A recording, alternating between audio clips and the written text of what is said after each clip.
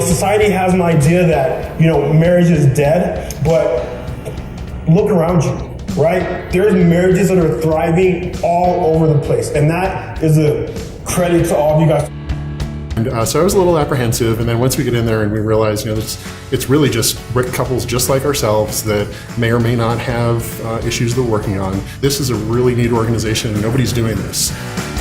To be away completely from your home and the responsibilities that you have on a day-to-day basis, I think puts you in a whole different place to be able to really connect with each other.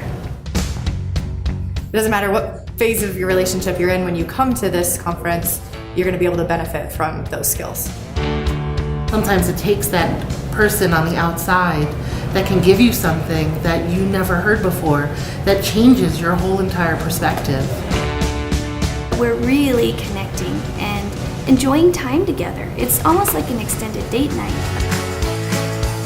You know what, it's a chance to get out and do something different, it might be a little scary, you might stretch yourself, your relationship. So I would totally recommend it to anyone. Do it. You have to go. This is a great opportunity for couples to come and learn something new.